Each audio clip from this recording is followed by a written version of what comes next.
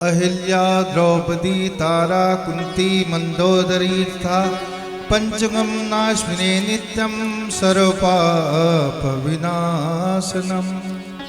अगर अचानक कोई पाप बन जाए तो भैया इसका स्मरण कर लिया करो।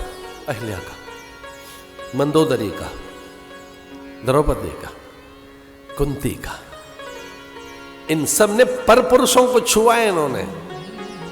इनमें से एक भी ऐसी नहीं है जिसको पर पुरुषों ने स्पर्श न किया हो। इन्होंने नहीं चाहा कि कोई छुए, हठात छुआ है उन्होंने, बलात् छुआ है। इन्होंने अपने को प्रस्तुत नहीं किया। कब कहा कुंती ने सूर्य से कि आ मैं तुझे समर्पित होती हूं? सूर्य ने ही तो किया, कर्ण की फिर प्राप्ति हुई। मंदोदरी ने कब मना, कब कहा? लेकिन विभीषण ने उसे स्वीकार कर लिया। तारा, हद है, सुग्रीव ने तारा को स्वीकार कर लिया। अब मां कह रही है पांचों मिल बांटकर एक साथ रख लो, कोई चीज लाए हो तो भाई वो थी अर्जुन की, ये पांचों के साथ कैसे रह सकती है?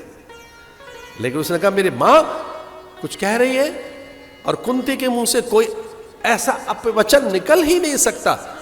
मैं अपनी देवी कुंती की आज्ञा को सिरोधार्य करूंगी, जो उन्होंने कहा है। कितनी बड़ी बात है, द्रौपदी की है, अहिल्या। लेकिन भगवान ने इतनी दिव्य शक्तियां जब अहिल्या को दी तो अब भगवान अभी भी कुछ और देना चाहते। महादेवियां, पंचकन्याएं, पंचचित्राएं, पंचनित्याएं, पंचमंगलाएं, तो इस प्रकार से जो ये दिव्यताएं भगवान दे रहे हैं, उनमें भगवान को फिर ऐसा लगा कि कुछ और विशेष है जो देना है। भगवान को लगा कि मैंने अपनी ओर से दिया है, ये क्या चाहती है भाई, इसके मन में क्या है, इसकी तो बात पूछे। ये तो मैंने अपनी ओर से दे दिया। तो अहिल्या से उन्होंने पूछा, अहिल्या इतना अधिक आदर होगा पूरी धरा पर, देवगण आपको शीश झुकाएंगे, मरुदगण, वसु, लोकपाल, दिग्पाल, प्रचेता, ब्रह्मा, प्रत्येक लोक में आपकी वंदना होगी। लेकिन ये तो हमने दे दिया आपको, अपनी उदारता के वशीभूत, आप क्या चाहती हैं? तो बहुत धीरे से सकुचाते हुए अहिल्या ने कहा कि मैं तो अपने पति का ही सानिध्य चाहती हूं और कुछ नहीं।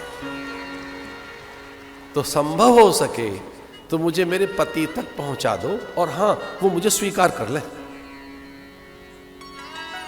उनके मन में मेरे लिए अवज्ञा न रहे, असहमति न रहे,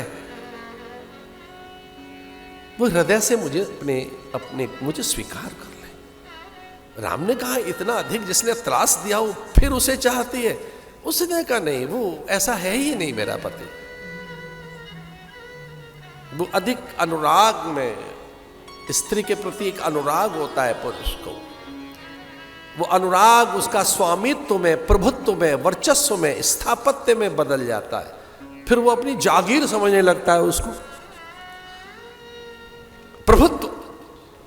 तो पुरुष के भीतर में जो एक स्नेह होता है, अनुराग, अपनी पत्नी, पुत्री के प्रति विशेषकर, ये उसके अंदर बात तो रहती है, भाई लोग मुझे क्षमा कर दें, उसमें वो थोड़ा सा अभिमान तो है कि मैं बड़ा हूं और ये छोटी है, इसकी रक्षा करनी है। तो पुरुष के भीतर एक पुरुषत्व है, और उस पुरुषत्व के वशीभूत वो आधिपत्य चाहता है, वर्चस्व चाहता है, प्रभुत्व चाहता है, नेतृत्व चाहता है, स्वामित्व चाहता है। एक और बात है, हमें क्षमा कर देना, अपनी आज्ञा के अधीन रखना चाहता है। ये अच्छी बात है।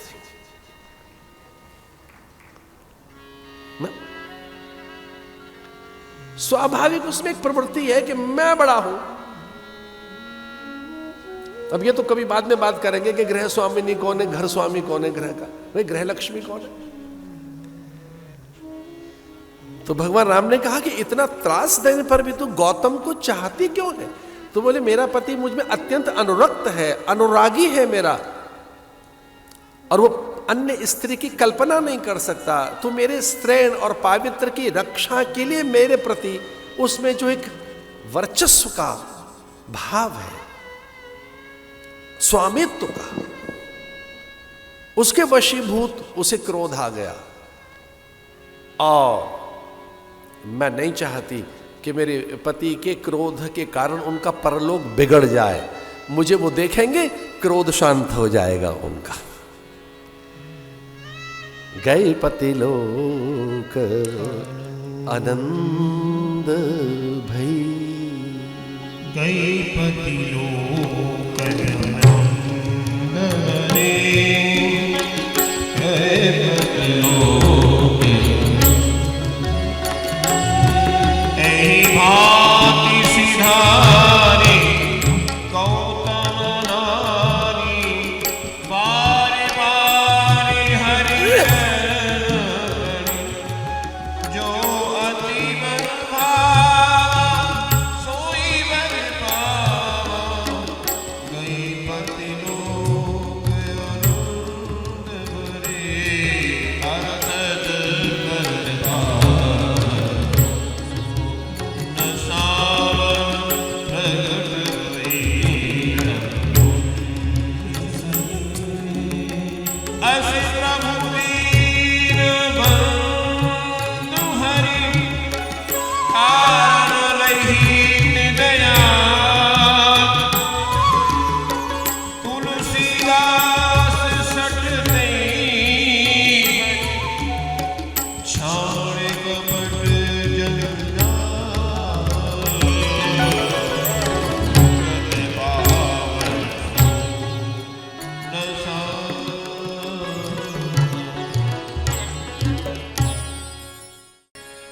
तर्कस से तीर निकाला, प्राण छीन लिए ताड़िका के। लेकिन अरे स्त्री पर मेरा पहला तीर स्त्री पर चला।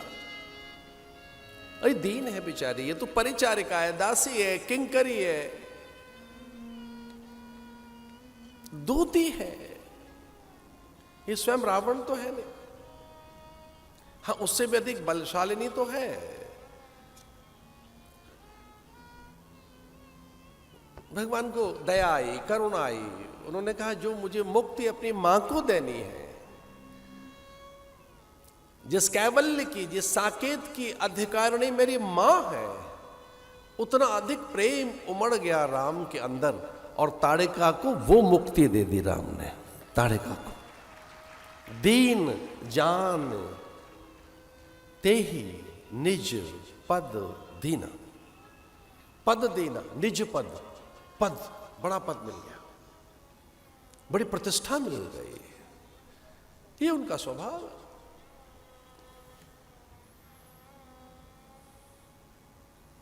फिर अन्य लोग शांत हो गए, भयभीत हो गए, वे वहां से भागने लगे। सुबह हुआ, मारीच को बाण पर बिठाकर वहां तलहटी में भेजा, संकेत दे मैं पहुंच गया हूं। समूची नैसाचरी जाति में नैराश्य छा गया। ये समझ नहीं पाए कि यहां ये मारीच कुछ पल भर में कैसे किसने पटक दिया है रेत में। वो औंधे मुंह गिरा लंका की रेत में। एक पक्ष तक समूची नैसाचरी जाति सन्नेपात, भयभीत, हतोत्साहित, वो श्रीहत हो गए, बलहीन, अत्यंत अशक्य, असमर्थ, क्लांत, जैसे उनका संपूर्ण धन किसी ने अपहृत कर लिया। जैसे काया तो है पर उनमें प्राण नहीं है। एक मारीच के आने से इस तरह की रामायण में आता है कि वे इतने भयभीत हो गए। वहां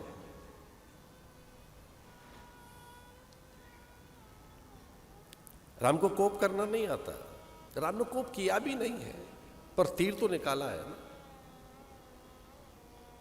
एक बार उनका तीर निकालना भर ऐसा था कि समूची नैसाचरी जाति में निराशा छा गई।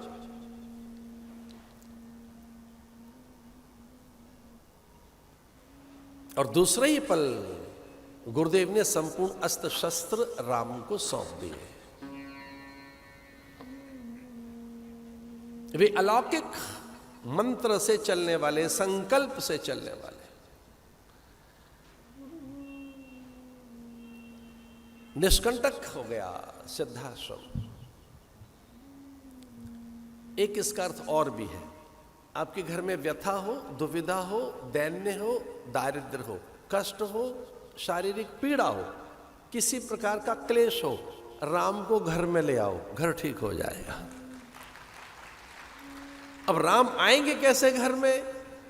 या तो रामायण से आएंगे, कथा से आएंगे, संत से आएंगे, संत के श्री मुख से आएंगे। स्कंद पुराण में